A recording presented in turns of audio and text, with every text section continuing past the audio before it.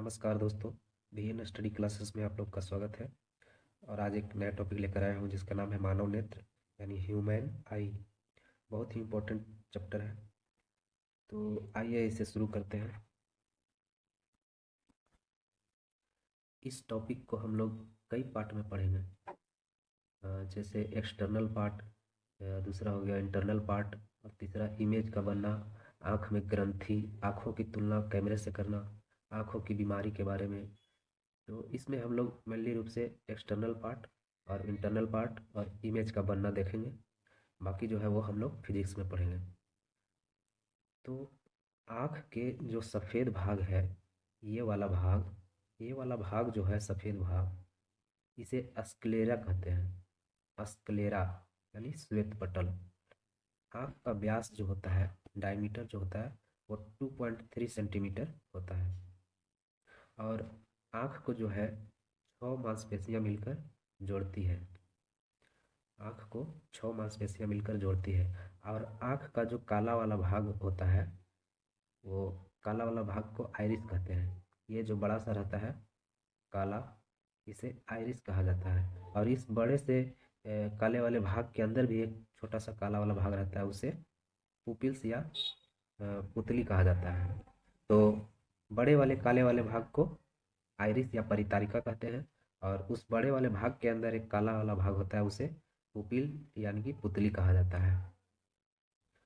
और आइरिस जो है, ये आइरिस जो है, बड़ा वाला काला वाला भाग जो है, वो 3 कलर के होते हैं। कौन कौन से कलर के? एक तो होता है ब्लैक कलर का, ये देखिए ब्लैक कलर का आइरिस होता है। एक ब्लू कलर का आइरिस होता है, और एक ब्राउन कलर का आइरिस होता है। और ये जो आइरिस है, आइरिस जो है वो क्या काम करता है, तो प्रकाश की मात्रा को नियंत्रित करता है। आइरिस जो है वो क्या करेगा, प्रकाश की मात्रा को नियंत्रित करने का काम करता है। और अगर अधिक प्रकाश होगा तो सिकुड़ जाएगा आइरिस, और अगर कम प्रकाश होगा तो आइरिस फैल जाएगा। जैसे हम लोग धूप में जाते हैं तो अधिक प्रकाश रहता है, तो वहाँ पर क्या होता है कि आइरिस जो है वो सिकुड़ जाता है। और धूप से जैसे ही अंधेरे कमरे में आते हैं यानी कम प्रकाश में आते हैं, तो आइरिस जो है वो फैल जाता है। लेकिन एकाएक नहीं फैलता है, वो फैलने में कुछ समय लेता है। धीरे धीरे धीरे धीरे फिर फैलता है, तब हमें थोड़ा थोड़ा दिखाई देने लगता है। और आइरिस के सिकुड़ने की गति जो है बहुत तेज होती है, लेकिन फैलने की गति धीमी होती है। और आधार कार्ड के स्कैनिंग में जो स्कैनिंग किया जाता है, आधार कार्ड के स्कैनिंग में, उसमें जो है इसका इसी का जो है स्कैन किया जाता है। किसका? तो आइरिस का ही स्कैन किया जाता है। आधार कार्ड में जो किया जाता है स्कैन, वो इंफ्रारेड के माध्यम से आंखों की आइरिस का स्कैनिंग किया जाता है। अब देखते हैं पुतली के बारे में। पुतली जो होती है, ये बड़े वाले काला जो भाग रहता है बड़ा वाला, उसके अंदर जो छोटा वाला भाग रहता है काला, उसे पुतली कहा जाता है। इसे क्या कहा जाता है? पुतली कहा जाता है। और यह जो है काला ही होता है, एक ही रंग का होता है, काला रंग का।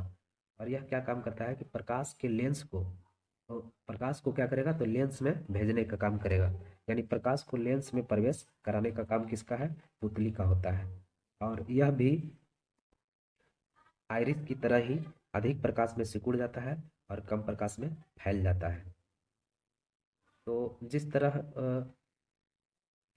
तरह आइरिस में होता था कि अधिक प्रकाश में जाने पर सिकुड़ जाता था आइरिस, उसी प्रकार जो है वो पुतली भी सिकुड़ जाता है अधिक प्रकाश में, और कम प्रकाश में फैल जाता है। अब देखते हैं कॉर्निया के बारे में, जिसे स्वच्छ मंडल कहा जाता है। यह जो है प्रकाश को जो है आँख में भेजने का काम करता है। पुपिल्स यानी पुतली क्या करता था कि लेंस में भेजने का काम करता था। लेकिन यह जो है कॉर्निया जो है, या प्रकाश को आँख में भेजने का, प्रवेश करने का काम करता है। और जो नेत्रदान किया जाता है वो इसी कॉर्निया का नेत्रदान किया जाता है। ये देखिए, ये जो बाहर वाला पार्ट है, ये उजला सा जो पार्ट है, ये तो स्क्लेरा हो गया। जी, ये वाला पार्ट क्या हो गया? स्क्लेरा हो गया। और ये जो काला सा भाग दिख रहा है, इसे पुतली कहा जाता है। और कॉर्निया जो है वो, कॉर्निया देखिए, ये वाला पार्ट कॉर्निया हो गया। ये जो उजला वाला भाग होता है, ये है स्क्लेरा। और स्क्लेरा के नीचे जो है ये हो गया कॉर्निया। तो कॉर्निया का क्या काम है कि प्रकाश को आँख में भेजने का काम है, और नेत्रदान में इसी को दान किया जाता है। यानी कि जिस तरह मोबाइल में टेम्पर ग्लास चिपका होता है, उसी तरह आँख के बाहरी भाग में कॉर्निया होता है। ये देखिए बाहरी भाग में कॉर्निया है, जो प्रकाश को क्या करेगा तो आँख में भेजता है, लेकिन प्रकाश को लेंस में भेजने का काम कौन करेगा तो पुतली करेगा। और मैंने क्या बताया कि नेत्रदान में इसी का दान दिया जाता है। और देखिए क्या होता है कि आँख में अगर चोट लग गया, तो चोट लगने के कारण आँख का जो सफ़ेद भाग होता है, ये सफ़ेद भाग, ये देखिए सफ़ेद भाग जो है आँख का सफ़ेद भाग, ये क्या हो जाता है लाल हो जाता है, जिसे क्या कहा जाता है कंजक्टिवा कहा जाता है। ये लाल हो जाता है, इसे क्या कहा जाता है कंजक्टिवा कहा जाता है। जानवरों के आँख में जो है एक पिगमेंट यानी लिक्विड पाया जाता है, जिसे टिपिडम लूसिडम कहते हैं, जिसमें जिंक भी पाया जाता है, जिससे इनकी आंखें रात में चमकती है। तो जानवर का आँख जो रात में चमकता है वो किस पिगमेंट के कारण चमकता है, तो उसमें जिंक पाया जाता है, इसीलिए चमकता है। ये जो जिंक है, ये किस में पाया जाएगा, तो ये पाया जाएगा उस पिगमेंट में यानी लिक्विड में, जिस लिक्विड को कहते हैं टिपिडम लूसिडम। टिपिडम लूसिडम कहा जाता है। और मनुष्य के आँख में जब चोट लगता है तो लाल हो जाता है, तो उसे क्या कहा जाता है कंजक्टिवा कहा जाता है। अब देखते हैं लेंस। लेंस के बारे में, लेंस जो है वो क्या करेगा, लेंस जो है ये देखिए उजला वाला पार्ट, ये है लेंस। और लेंस क्या करता है कि यह प्रकाश को केंद्रित यानी कि फोकस करने का काम करता है। लेंस क्या करेगा प्रकाश को केंद्रित यानी फोकस करने का काम करेगा। और यह आँख में सबसे चमकीला भाग होता है लेंस, और इसका अपवर्तनांक जो होता है वो 1.4 होता है। लेंस का अपवर्तनांक 1.4 होता है, और यह जो है उत्तल होता है। और लेंस को जो पकड़े रखता है उस मांसपेशी को कहते हैं सिलियरी मांसपेशियाँ। ये देखिए यहाँ पर जो है ये इस साइड ऊपर वाले भाग में, और यहाँ पर पकड़ के रखा हुआ है। इस मांसपेशियों को क्या कहते हैं तो सिलियरी मांसपेशियाँ कहा जाता है। सिलियरी मांसपेशी मतलब कि पच्छाभी पेशी भी इसे कहा जाता है हिंदी में। ये जो पकड़ के रखे हुए हैं ये वाला, इसे कहा जाता है पच्छाभी पेशी या सिलियरी मसल्स। और यह जो है सिलियरी मसल्स यानी पच्छाभी पेशी जो है, ये जो है जो लेंस को पकड़े हुए रहता है, यह क्या करता है तो लेंस को समायोजित करता है। लेंस को समायोजित करने का काम करेगा कौन, तो सिलियरी मांसपेशियाँ। अगर वस्तु दूर है तो यह क्या करेगा लेंस को पतला कर देगा, क्योंकि पतले लेंस से देखने से ज़्यादा दूर दिखाई देता है। और अगर वस्तु नज़दीक होता है तो अगर वस्तु नज़दीक है तो क्या करेगा लेंस को मोटा कर देता है। लेंस को क्या करेगा मोटा कर देगा। यानी कि जब कोई दूर की वस्तु को देखना होता है तो सिलियरी मांसपेशियां जो है ये ऊपर उठ या खींच जाती है, और लेंस पतला हो जाता है। और जब ये देखिए ये मांसपेशियां अगर ऊपर ऊपर उठेगा तो ये पतला हो जाएगा, जब ये खींचेगा तो क्या होगा पतला हो जाता है। और अगर यही निकट की वस्तु को देखना होता है तो सिलियरी मांसपेशियां क्या होती है सिकुड़ जाती है। सिकुड़ जाने से यह क्या होगा कि लेंस मोटा हो।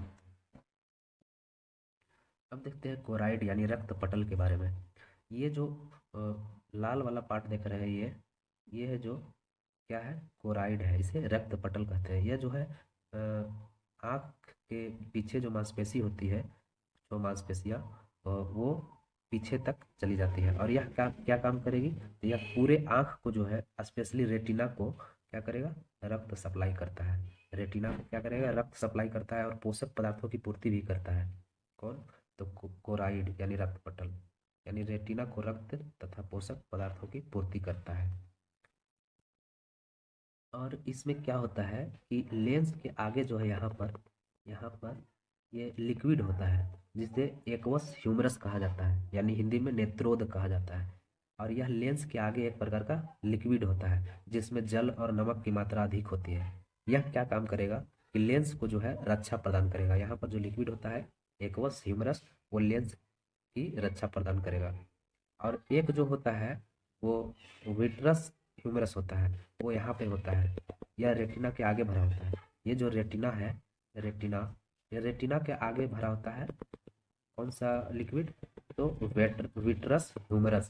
और यह लिक्विड आँखों के 80% भाग में पाया जाता है। यह जो लिक्विड है लगभग 80% भाग में पाया जाता है। और यही लिक्विड जो है आँखों को गोल आकार प्रदान करता है और आँखों को पचकने नहीं देता है। ये लिक्विड भरा होता है जो कि आँखों को पचकने नहीं देता है। और यह क्या करेगा, तो रेटिना की रक्षा करता है। अब आइए देखते हैं रेटिना के बारे में। रेटिना यानी दृष्टि पटल, यह जो है आँखों के एकदम पीछे होता है, इस साइड में होता है, आँखों के पीछे।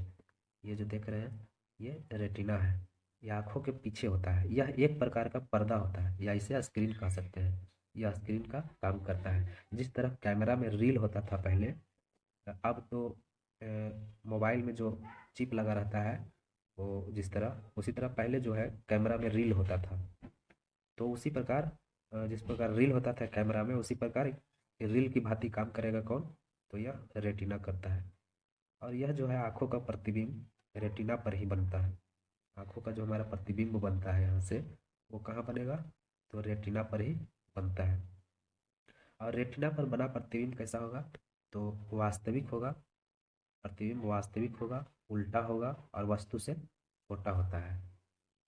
और वस्तु जब उल्टा होता है, मतलब कि प्रतिबिंब जब उल्टा बनता है, तो इसको सीधा कौन देखने का काम कौन करता है, तो वह ब्रेन करेगा। यहाँ तो प्रतिबिंब उल्टा बनता है वस्तु का रेटिना पर, लेकिन उसको सीधा करके हम कैसे देख सकते हैं, तो उसका काम कौन करता है, सीधा करने का काम ब्रेन करेगा। तो यह रेटिना जो है वो पर्दे की भांति कार्य करता है और इस पर वास्तविक उल्टा और वस्तु से छोटा प्रतिबिंब बनता है। अब देखिए येलो स्पॉट यानी मैकुला इसे भी कहा जाता है, पीत बिंदु। येलो स्पॉट यानी मैकुला, जो कि यह रेटिना के मध्य भाग में होता है। रेटिना के मध्य भाग में, यहाँ पे ये रेटिना है तो यहाँ पे मध्य भाग में जो है वो क्या होता है, येलो स्पॉट होता है, जिसे मैकुला कहा जाता है या पीत बिंदु कहा जाता है। और यह जो है सबसे क्लियर और बेस्ट इमेज इमेज कहाँ पे बनता है, तो येलो स्पॉट पर ही बनेगा। रेटिना पर जो प्रतिबिंब बनता है, इमेज बनता है, तो रेटिना में एक भाग होता है, बिंदु होता है, पॉइंट होता है, जिसे मैकुला कहा जाता है। और सबसे जो है क्लियर यानी बेस्ट इमेज जो है इसी पित्त बिंदु में बनता है। और एक होता है मैकुला के अंदर ही एक गर्त होता है यानी गड्ढा होता है, जिसमें जो है फोविया सेंट्रियोल्स होता है। इसके अंदर भी एक गर्त होता है, जिसे फोविया सेंट्रियोल्स कहा जाता है, केंद्रिका गर्तिका। इसमें क्या होता है कि मैकुला से भी क्लियर इमेज बनेगा। मैकुला में तो क्लियर इमेज बन ही रहा था, लेकिन इसमें एक गर्त होता है जिसे फोविया सेंट्रियोल्स कहा जाता है, उसमें और भी क्लियर इमेज बनता है। जैसे मान लिया जाए कि बंदूक से किसी वस्तु पर अगर निशाना लगाना होता है, तो यह जो है फोविया सेंट्रियोल्स उसी में इमेज बनेगा, यानी सबसे क्लियर इमेज वही बनता है फोविया सेंट्रियोल्स में। अब देखते हैं एक होता है ब्लाइंड स्पॉट यानी अंध बिंदु। ब्रेन से कुछ नसें जो है निकली होती है और वो जब रेटिना में पहुंचती है तो उसी जगह को ब्लाइंड स्पॉट कहा जाता है। ये जो देखिए हमारा ब्रेन से आया हुआ है, इससे कुछ नसें निकली होती है जो कि रेटिना में आता है, और उसी जगह को ब्लाइंड, यहाँ पर एक काला जैसा होता है जिसे ब्लाइंड स्पॉट कहा जाता है, क्योंकि यहाँ पर जो है प्रकाश नहीं पहुंच पाती है। ब्लाइंड स्पॉट जो है, ब्लाइंड स्पॉट तक नसें जाने के बाद वह बिखर जाती है। यहाँ मैं इसे काला रंग से दिखा रहा हूँ। यहाँ पे एक ब्लाइंड स्पॉट होता है। इस ब्लाइंड स्पॉट तक नसें आती है साथ में, लेकिन यहाँ के बाद जो है नसें जो है वो फैल जाती है, बिखर जाती है। जिस तरह से महिला का बाल जो है वो नीचे जाके चोटी बना के, वो चोटी इधर समझिए कि चोटी चला गया और इधर जो है बिखरा हुआ है, ये जो नस है इधर बिखरा हुआ है। तो ब्लाइंड स्पॉट तक नसें जाने के बाद वो बिखर जाती है और उस बिखरे हुए नसों को ही रेटिना कहा जाता है। ये देखिए ये सब जो बिखरा हुआ है इसे ही रेटिना कहा जाता है। और अब देखते हैं ऑप्टिक नर्वस के बारे में यानी प्रकाशिक तंतु के बारे में। देखिए मैंने क्या बताया कि जहाँ ऑप्टिक नर्वस आकर रेटिना में प्रवेश करती है वहाँ ब्लाइंड स्पॉट होता है और यहाँ प्रकाश नहीं पहुँच पाता है। अब देखते हैं ऑप्टिक नर्व यानी कि प्रकाशिक बिंदु। प्रकाशिक बिंदु क्या है, कि यह रेटिना पर बने इमेज को जो है ब्रेन में ले जाता है। रेटिना पर जो इमेज बना उसको ब्रेन तक ले जाने का काम कौन करेगा? तो ऑप्टिक नर्व यानी प्रकाशिक बिंदु करता है। और यह दो प्रकार का होता है, एक होता है कोन यानी कि शंकु, और एक होता है रड जिसे बेलनाकार बोला जाता है, छड़ भी बोल सकते हैं उसे। तो कोन जो है शंकु आकार का, यह रंगों को बताती है। जैसे कोई भी इमेज हमारे रेटिना पर बना तो किस रंग का है यह बताने का काम कौन करेगा? तो यह कोन करेगा, शंकु करता है। और इसमें जो है दो बीमारी होती है, एक कलर ब्लाइंडनेस जो है, जिसमें क्या होता है कि लाल जो है वो हरा दिखता है, और हरा जो है वो क्या दिखेगा? लाल दिखेगा। कलर ब्लाइंडनेस जो है वो इसमें लाल हरा दिखेगा और हरा लाल दिखेगा। तो यह जो है किस में पता चलता है? कोन में यानी शंकु में। और इसमें एक बीमारी और होती है जिसे डाल्टोनिज्म कहा जाता है। यह जो है डाल्टोनिज्म में क्या होता है कि लाल रंग को नहीं देख पाता है, यानी डाल्टोनिज्म अगर बीमारी है तो उसमें लाल रंग नहीं दिखता है। और दूसरा होता है छड़ यानी रड। यह जो है अ, अंधेरे में देखने के लिए, जैसे इसका उदाहरण मान लिया जाए तो सबसे अच्छा उदाहरण है उल्लू। उल्लू के जो आँख में है, आँख में यही होता है, रड होता है, यानी छड़ बेलनाकार प्रकार का कोशिका होता है। और यह जो है रड जो है, यह विटामिन ए की कमी से रड की कोशिकाएं कमजोर हो जाती है, तो जिससे क्या हो जाता है? रतौंधी हो जाता है। अगर ये रड की कोशिकाएं जो है वो विटामिन की कमी से, खास करके विटामिन ए की कमी से कमजोर हो जाता है, और एक बीमारी हो जाती है जिसे रतौंधी कहा जाता है। तो हम लोगों ने इतना देखा आँख के बारे में। अब देखते हैं आँख और कैमरा में समानता क्या है। देखिए, जिस तरह कैमरा में फिल्म होता है यानी रील होता है, उसी प्रकार आँख में जो है रेटिना होता है। जो काम रील यानी फिल्म करता है वही काम रेटिना करता है।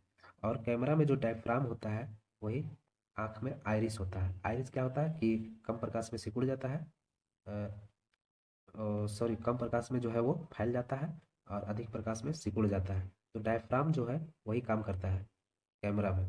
और आँख में जो है वो जो पुतली करता है वो कैमरा में अपेर्चर होता है। पुतली क्या करेगा? तो वो प्रकाश को लेंस में भेजने का काम करता है। और आइरिस जो है क्या करता है कि प्रकाश की सामंजस्यता को निर्धारित करता है। उसी प्रकार डायफ्राम कैमरा में करता है। और जिस प्रकार कैमरा में लेंस होता है तो मानव में भी नेत्र लेंस होता है। तो ये कैमरा और आँख में समानता हो गया। तो आज का वीडियो कैसा लगा आप लोग कमेंट करके बताइएगा। तो मिलते हैं नेक्स्ट वीडियो में, तब तक के लिए जय हिंद।